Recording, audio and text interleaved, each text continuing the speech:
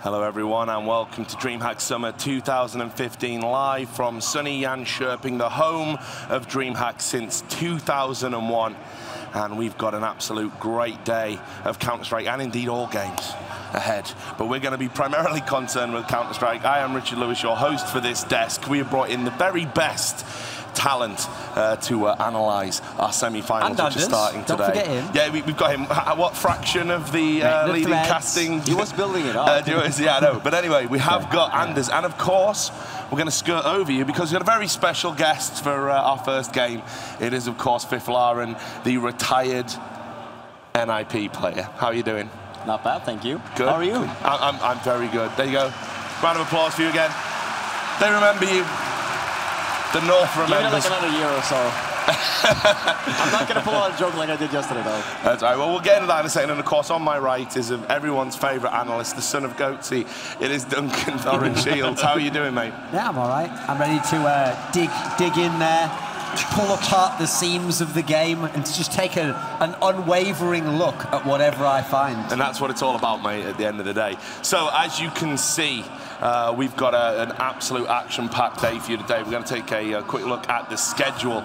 It is going to be absolutely rammed. So we have got the show starting there. You can see the first semi-final is going to be Fnatic versus NIP. That is a match fit for the final of any major tournament, and that's how we're starting the day off. Then we're going to go into the next semi-final at around about 5:30, time permitting. It's going to be Na'Vi versus Titan. Guarantees one of the underdog teams in the final.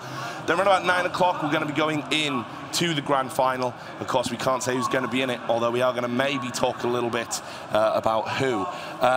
So, as we've said, first game coming up, Fnatic versus NIP. I know we're all super excited for this one. We've got a capacity crowd. People were queuing here from like super early in the morning. As soon as the venue opened, I was fighting through fans, obviously all here for me.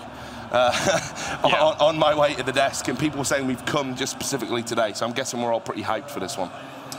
Yeah, and I mean, I think Fiflaren, you just noticed the map picks as well. Yeah. And because it's NIP playing, we can't be surprised, can we, Duncan, that actually the map pick's going to be a bit weird. Please, please. Well, we'll get into that. We'll get into that in a second. Just overall, these two teams, I know a lot of people expected this to be the final. NIP kind of threw the spanner in the works and have decided if we're going to win a tournament, we're going to do it the hard way. What can you tell us about these two teams just in terms of stature and where they are positioned currently, sort of in the global rankings, if you will? Well, okay, so Fnatic obviously very dominant.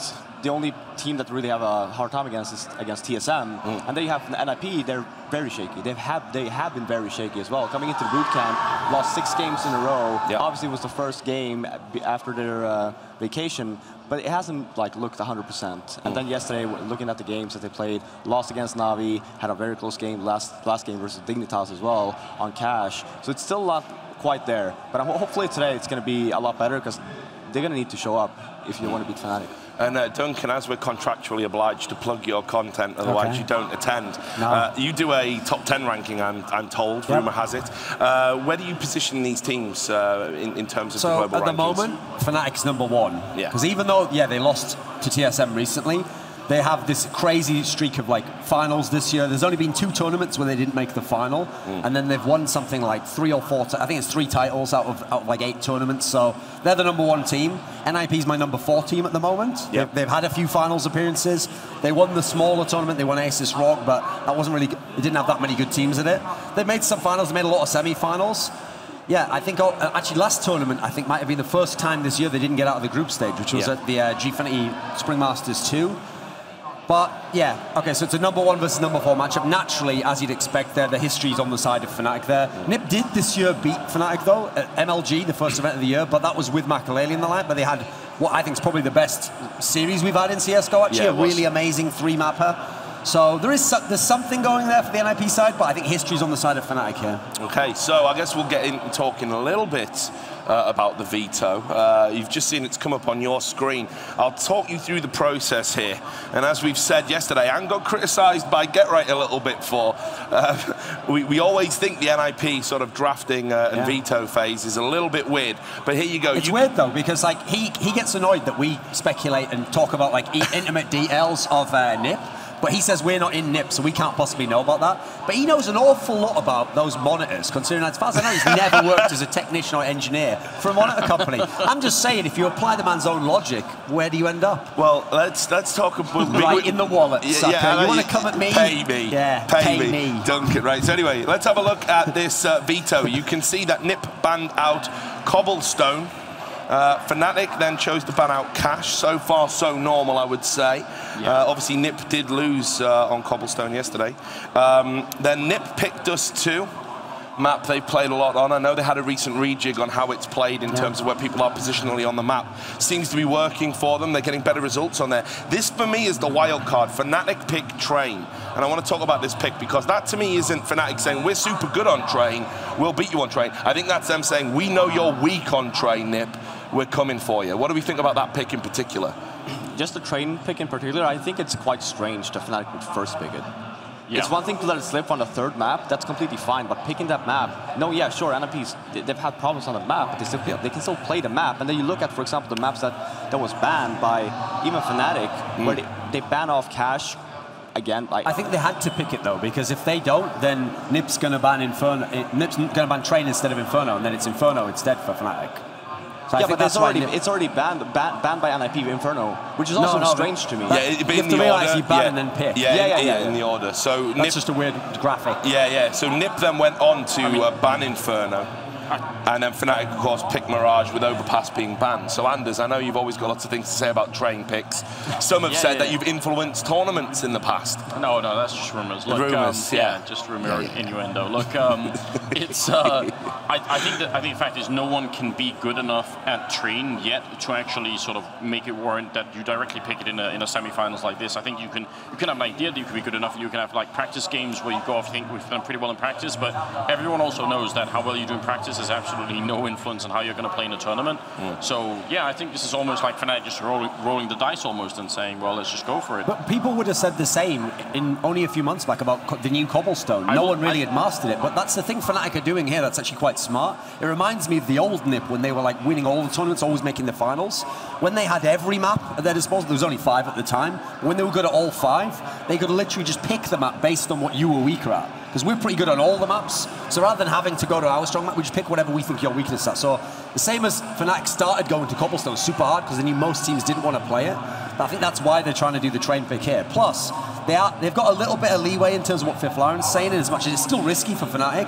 But it's not like Fnatic's bad on Dust 2. So it's not like they know they're going to be down one map and they have to win that to get to a third. So I think that's a bit of leeway they get there. I definitely agree with that. I mean, Fnatic have had some close games on Dust 2 in terms of scoreline. They've even had some crazy ones. They smashed TSM on it. Yeah, exactly. When they played in the best-of-5 final at PGL. Yeah, but they beat TSM on that map. Not only that, though, they've beaten Na'Vi on that map, which is allegedly meant to be their best map. They beat Na'Vi on it in such a convincing way with, I think it was a 12-3 first half, that actually they're the people that have sowed the seeds of doubt within Na'Vi, and in particular Guardian. And now they're banning Dust 2, which was Na'Vi's best map. I mean, so that's the kind of... Just that map alone, single-handedly, that one game is what's turned Na'Vi off their best map, that's what I mean. basically. So that's how beastly Fnatic can be on Dust 2, and we've seen very different kind of approaches to Dust 2, actually, because we've seen lockdown CT halves, and of course we've seen under the Flusher regime, which was brief, ridiculous T halves. The Flusher regime doesn't have a good ring to it, does it? No, it doesn't. There's a lot of corruption. There was lifting going on all over the place, allegations